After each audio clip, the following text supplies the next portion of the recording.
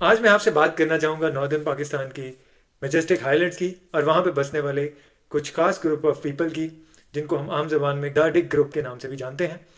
ये वो लोग हैं इनमें से बहुत ज़्यादा जो आज भी एंशियंट लैंग्वेजेस बोलते हैं, रिमोट वैलीज़ में रहते हैं और अपने साथ एक हिस्ट्री और तारीख कैरी करते हैं जो कि बहुत ज़्यादा एम्पायर से भी ज़्यादा ओल्ड है। तो इस वीडियो में थोड़ा सा इनकी जोग्राफ़ी और हिस्ट्री के ऊपर नज़र डालेंगे, इनके कल्चर पे और लैंग्वेजेस पे नज़र डालेंगे। साथ ही साथ डीएनए और एंसेस्ट्री स्टडीज़ इनके बारे में क्या कहती हैं उस पर भी थोड़ा सा देखेंगे और फिर एंड करेंगे कि इनको आजकल क्या चैलेंजेस का सामना है उस पर नज़र डाल के। तो शुरू करते हैं थोड़ा सा ज्योग्राफी पे और पॉपुलेशन डाटा क्या कहता है इनके बारे में। तो ये डार्डिक बेल्ट जो पाकिस्तान की है वो स्ट्रेच करती है गिलगित बल्तिस्तान से जो कि नॉर्थ में है टू चित्राल और कोहिस्तान इन खैबर पख्तूनख्वा और ईस्ट पे नीलम वैली तक ये जाती है।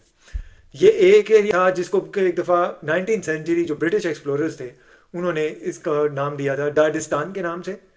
और अगर हम लेटेस्ट सेंसस की 2023 के सेंसस की बात करें तो जो टोटल डार्डिक स्पीकिंग पॉपुलेशन है पाकिस्तान की वो है ऑलमोस्ट 2.7 मिलियन।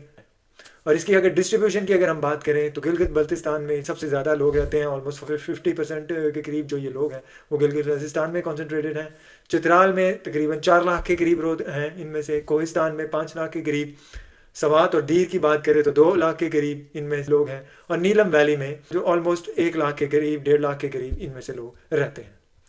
अब जो मेजर डार्डिक ग्रुप्स की अगर मैं ग्रुप्स पे अगर कॉन्सेंट्रेट करूँ कि कौन कौन ग्रुप है जिनको हम डार्डिक पीपल के ग्रुप में ला सकते हैं, तो जो मेन डार्डिक ग्रुप हैं जो इसी 2023 के सेंसस से हमें पता लगता है उनमें सबसे पहले तो शीना का नाम लूँगा। शीना 1.1 मिलियन लोग हैं और ये कॉन्सेंट्रेटेड है गिलगित में है, दियामेर में है, अस्टोर में है, गिजर और पार्ट्स ऑफ कोहिस्तान में है।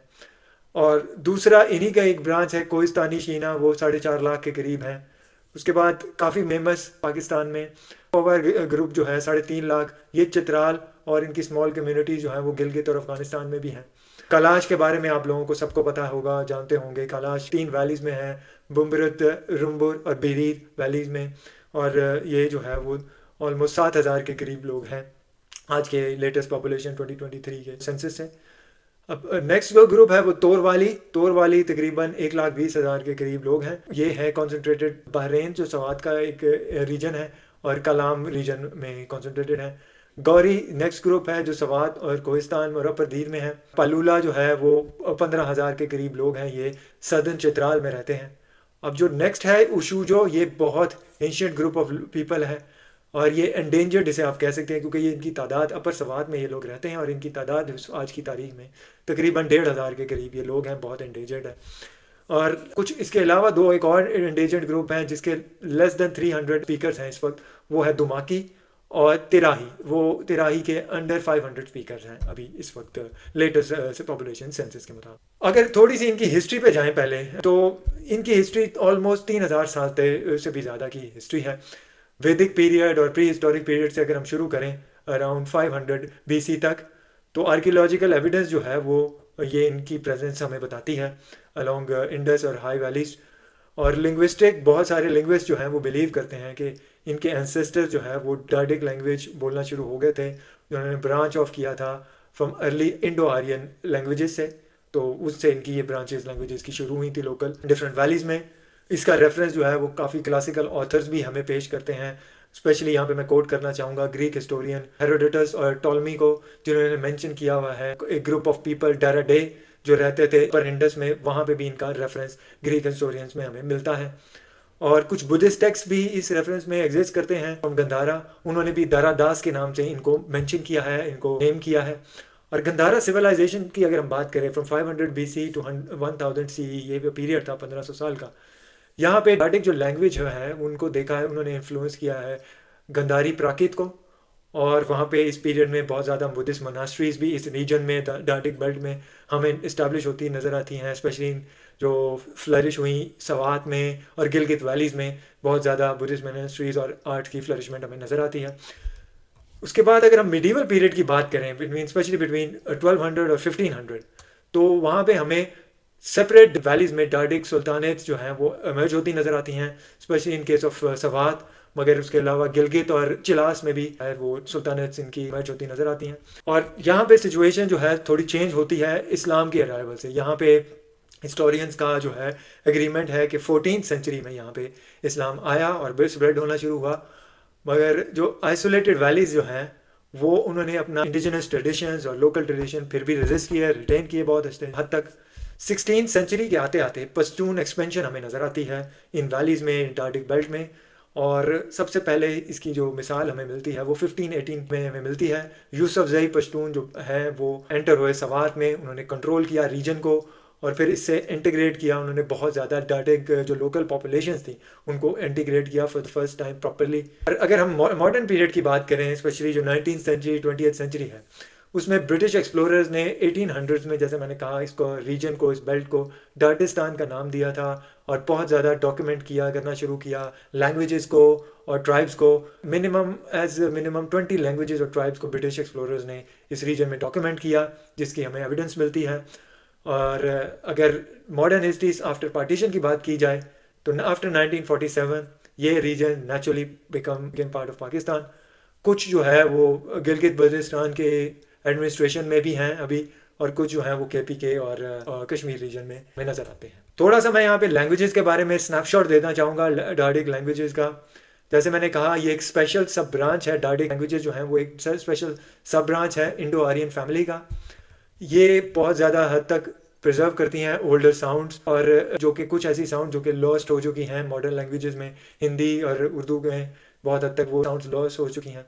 कुछ एग्जांपल अगर मैं देना चाहूँ, शीना जो है वो रिटेन करते हैं रेट्रोफ्लेक्स साउंड्स, कुछ जैसे रेट्रोफ्लेक्स साउंड्स होते हैं वो रिटेन करते हैं, और कुछ ओल्डर फॉर्म्स भी रिटेन करते हैं। स्पेशली अगर बात करें शीना, होवर और कलाशा जो लैंग्वेजेस हैं, ये बहुत ज़्यादा हद तक रिसर्च, 3 ऐसी लैंग्वेजेस हैं जो डार्डिक लैंग्वेजेस बहुत ज़्यादा हद तक रिसर्च हैं। कुछ जो बाकी लैंग्वेजेस मैंने शुरू में मेंशन की वो कम रिसर्च हैं, और ऑल्सो वो कुछ ज़्यादा स्पीकर्स उनके बहुत कम हैं। 3 जो एंडेंजर्ड लैंग्वेजेस हैं वो उशुजो, पलूला और दुमाकी है। ये क्रिटिकल एंडेंजर्ड हैं जिसे मैंने शुरू में बात की थी।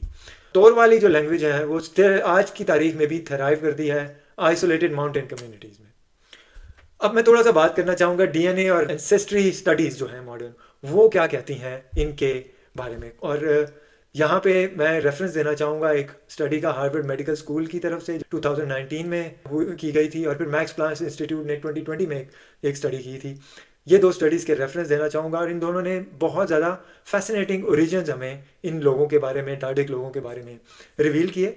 और ये ब्लेंड एक शो करता है कि स्पेशली जो चित्राल, गिलगित और कोहिस्तान की पॉपुलेशन पे ये स्टडीज़ हुई थी, और वहाँ पे ये हमें ब्लेंड का जो है वो रिवील करता है कि ऑलमोस्ट 50 to 60% जो है वो हमें इंडस वैली सिविलाइजेशन एंसेस्ट्री नज़र आती है इनकी। 20 to 30% जो है वो स्टेप सेंट्रल एशियन पेस्टोरलिस्ट जो थे उनकी ब्लेंड नज़र आता है। और फिर फाइनली जो 10 to 20% तक जो है वो ईरानियन फार्मर रिलेटेड एंसेस्ट्री हमें नज़र आती है। काफ़ी हद तक आप देख रहे होंगे कि ये जो इंडो आर्यन पॉपुलेशन से मिलती जुलती ब्लेंड है, मगर डार्डिक लोगों में एक चीज़ यूनिक है, और वो ये है कि इनकी जो स्टेप एंसेस्ट्री है वो ज़्यादा नज़र आती है बाकी group of Indo Aryan population में, पाकिस्तान स्पेशली। और वो नेचुरल भी है क्योंकि इनकी प्रॉक्सिमिटी टू सेंट्रल एशिया और जो राउट था वो यहाँ पे ही हमें नज़र आता था इसका, तो ये नेचुरली हमें नज़र आता है। यहाँ पे एक मैं थोड़ा सा मेंशन करना चाहूँगा कलाश DNA का। कलाश ग्रुप ऑफ पीपल इन सब डार्डिक पीपल में सबसे ज़्यादा यूनिक इसलिए हैं कि वो इन स्टडीज़ के मुताबिक बहुत रिमार्केबली हद तक जो है वो हाई जेनेटिक आइसोलेशन शो करते हैं। तो अगर रिजल्ट उनकी जेनेटिक स्टडीज़ का देखा जाए तो पिछले 2000 साल में वो less than 1% gene flow from outside groups हमें नज़र आता है कलाश में। और इनमें एक और जो रिमार्केबल बात है वो 22 to 3% वेस्ट यूरेशियन है वो पॉसिबली ग्रीक एंसेस्ट्री हमें नज़र आती है। तो ये तो थोड़ा सा DNA एंसेस्ट्री और मॉडर्न स्टडीज़ के बारे में हो गया। अब मैं थोड़ा सा कल्चर और ट्रेडिशन के बारे में भी बात करना चाहूँगा, और रिलीजन के बारे में भी, क्योंकि बहुत ही फैसिनेटिंग टॉपिक था मेरे लिए, अपने लिए भी जानना। कल्चरली जो डार्डिक पॉपुलेशन है वो जस्ट एज डाइवर्स है जैसे वो उनकी जो जोग्राफिक स्प्रेड है उससे ऑलमोस्ट उतनी ही डाइवर्सिटी इनमें नज़र आती है। चित्राल में खोवार म्यूज़िक जो है वो बहुत ज़्यादा हमें नज़र आता है। सवात में तोरवाली और गौरी स्पीकर जो है वो बहुत ज़्यादा उनके जो है वो ओल्ड ट्रेडिशनल ब्लेंड्स और सॉन्ग्स और बैलेड्स जो हैं वो नज़र आते हैं। कलाश की अगर बात की जाए वो बहुत ज़्यादा फेमस हैं, आपने बहुत ज़्यादा वीडियो भी देखी होगी अपने फेस्टिवल्स के लिए। वर्शिप करते हैं। आज की तारीख में भी multiple gods, natures, spirits. Pakistan में वो जो है वो यूनिक हैं इस वजह से कि वो यूनिक ग्रुप ऑफ पोलीथेइस्ट ना सिर्फ पाकिस्तान में बल्कि मे बी इन इंडियन सब कॉन्टिनेंट होंगे। वो गिलगित की बात करें तो वो शीना स्पीकिंग जो है इस्माइली कम्युनिटीज़ वो हमें नज़र आती हैं सेलिब्रेट करते हुए नोरोज़ और ट्रेडिशनल जो सीजनल फीस्ट होती हैं उनकी। और रिलीजन के तौर पे देखा जाए तो डाडे ग्रुप में सुन्नी इस्लाम मेजॉरिटी में नज़र आता है। इस्माइली शिया जो हैं वो भी हमें नज़र आते हैं, स्पेशली हुंजा की बात कर लें, गिज़र की बात कर लें और चित्राल की बात कर लें, वहाँ पे नज़र आते हैं। और कैलाश जैसे मैंने कहा कि इंडियन सब कॉन्टिनेंट में प्रॉब्ली ओनली सर्वाइविंग पोलिथिस्ट जो है वो हमें नज़र आते हैं। फाइनली मैं ज़रा थोड़ा सा बात करना चाहूँगा कि आजकल इन ग्रुप को क्या चैलेंजेस का सामना है। सबसे पहले तो इनकी जो लैंग्वेजेस का मैंने बात की, लैंग्वेजेस एंडेंजरमेंट बहुत ज़्यादा है। 23 जो डार्डिक लैंग्वेजेस हैं एक यूनेस्को के सर्वे के मुताबिक, उसमें से 10 जो हैं वो एंडेंजर्ड है। बहुत कम स्पीकर्स हैं उनके आजकल। इंफ्रास्ट्रक्चर्स के हिसाब से उन्हें बहुत ज़्यादा इशू नज़र आते हैं बिकॉज बहुत ज़्यादा ये लोग हैं रिमोट वैलीज़ में हैं नज़र आते। विंटर टाइम में स्पेशली इन्हें आइसोलेशन का सामना रहता है। और जो टूरिज़म और प्रिजर्वेशन के दरमियान एक इन्हें बहुत ज़्यादा एक फ़ाइन बैलेंस रखना भी एक बहुत मेजर चैलेंज के तौर पे नज़र आता है बिकॉज अपना वो कल्चर भी ब्लेंड और कल्चरली उसको प्रिजर्व रखना चाहते हैं मगर टूरिज़म के तौर पे भी ओपन करना चाहते हैं communities for development as well. तो ये एक फ़ाइन जो बैलेंस है वो भी रखना उनके लिए मुश्किल हो रहा है आजकल। और last but not the least जो मॉडर्न है लोग और जो यूथ है वो छोड़ रही है कुछ ट्रेडिशंस भी और वो बाहर भी जाना चाहती है स्पेशली बिग सिटीज़ में टू एम्ब्रेस मोर अपॉर्चुनिटीज़। तो ये तो था थोड़ा सा overview for this very unique group of people in Pakistan, Dardic group of people. और इस तरह के मैं और भी है वो वीडियोस करता रहूँगा for because Pakistan is more diverse than we think it is. और यही चीज़ हमें बहुत ज़्यादा लोगों को पता शायद उस हद तक नहीं है और that's what I will try to bring on more and more in future. Thank you.